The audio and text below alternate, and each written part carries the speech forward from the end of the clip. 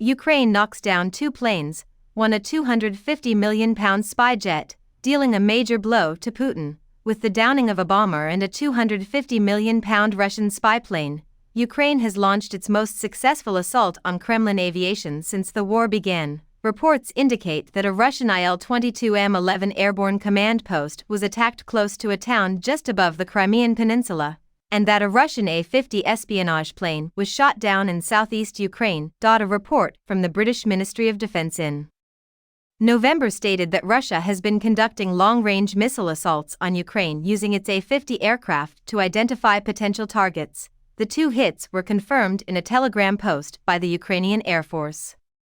Without the enemy's control post Il-22 and their long-range radar detection aircraft A-50, they wrote.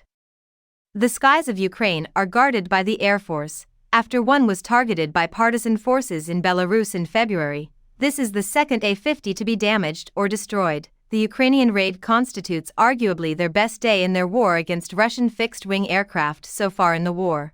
According to war analyst Phillips O'Brien of the United Kingdom, a Russian A-50 espionage plane and an Il-22 command aircraft were shot down in the Sea of Azov area, according to Ukraine's Air Force. An enemy Il-22 air control center and an enemy A-50 long-range radar detection aircraft were both destroyed by the Ukrainian Air Force. On the messaging app Telegram, Army Chief Valery Zaluzny expressed gratitude to the Air Force for the flawlessly planned and carried out operation in the Azov Sea region, had previously reported that sources had informed Ukraine's state-run television that many aircraft had been shot down during the night. The Kremlin has stated that Russia's absence from the Davos peace talks means that they will accomplish nothing on Ukraine's peace proposal, according to Kremlin spokesman Dmitry Peskov. The talks would be fruitless if Russia did not take part. The peace discussions have been extensively covered in this article. On Sunday, senior Ukrainian and Western diplomats will gather to discuss ways to advance Ukrainian President Volodymyr Zelensky's peace proposal and put an end to Russia's attack on his country, in the Swiss resort of Davos, where Zelensky is scheduled to attend the annual meeting of the World Economic Forum beginning on Tuesday. The 4th Conference of National Security Advisors is being held. Since Western support for Kyiv is dwindling and other concerns, such as the Middle East war, are increasing, he will try to maintain international attention on Ukraine's defense, following up on the closed-door meetings in Malta, Denmark, and Saudi Arabia last summer and fall. The summit on Sunday, hosted by Swiss Foreign Minister Ignacio Cassis and Ukrainian Presidential Chief of Staff Andriy Yermak, will bring together over 80 delegations to aid war-torn Ukrainian towns and refugees in 2024. The UN and its allies have requested a total of $4.2 billion, £3.3 billion, from donors. Hundreds of thousands of children live in communities on the front lines of the war, terrified, traumatized and deprived of their basic needs, stated UN Assistance Head Martin Griffiths. That fact should be enough to make us act swiftly to increase humanitarian aid to Ukraine.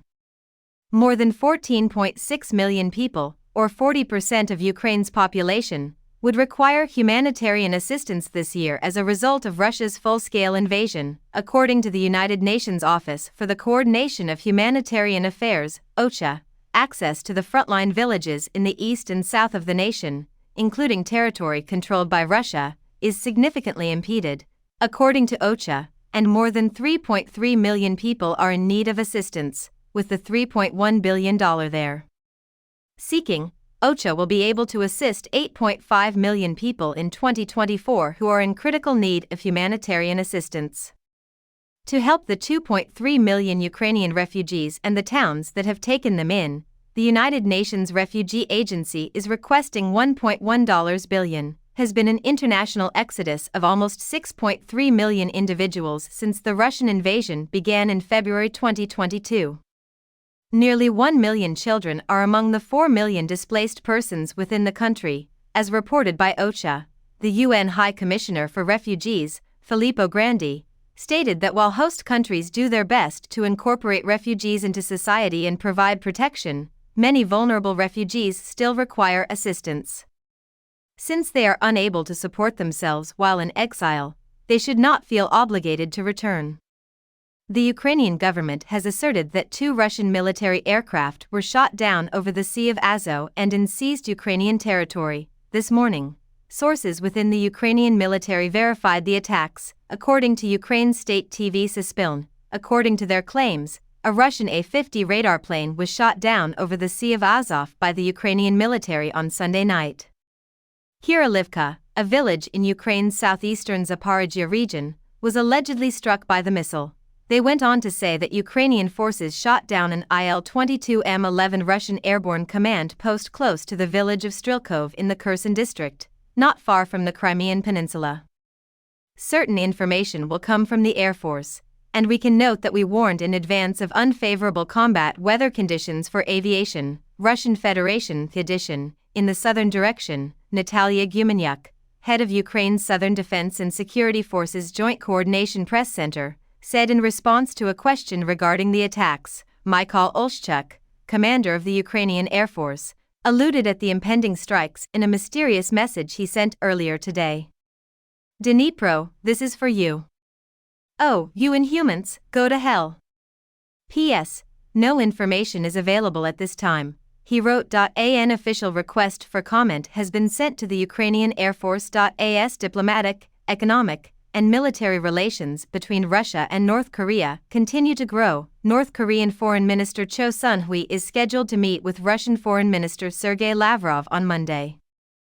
Analysts claim that Moscow has viewed its connections with North Korea as more valuable due to Russia's rising international isolation caused by its war in Ukraine. North Korea is benefiting from Russia's desire for allies, despite the fact that ties between the two countries have not always been as amicable as they were during the Soviet era. According to state news agency KCNA, North Korea conducted a test flight of an intermediate-range solid-fuel hypersonic missile on Sunday, drawing condemnation from Washington, Seoul, and Tokyo. As reported by KCNA, Cho and her entourage left Pyongyang for Russia on the very same day.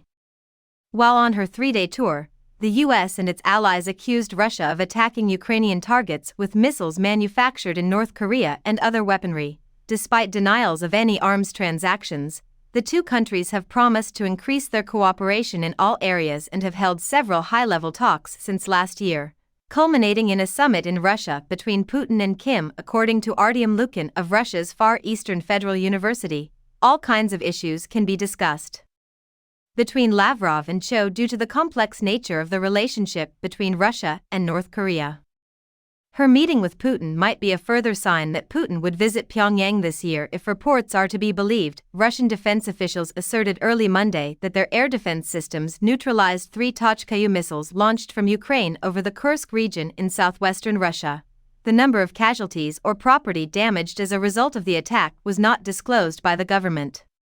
As of this writing, Ukraine has made no statement regarding the attack. A tactical ballistic missile with a short range, the Tochka-U goes by the NATO reporting designation Scarab B.1, may make the case that every national election has effects and repercussions that go beyond boundaries. On Saturday, about 19 million people will go to the polls in Taiwan, and their decisions could determine the fate of peace in Asia and beyond.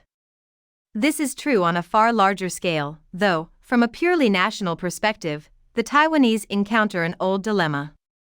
As always, the topic is relations with China, and they are voting for a new president and a new parliament with 3 major candidates and parties to pick from.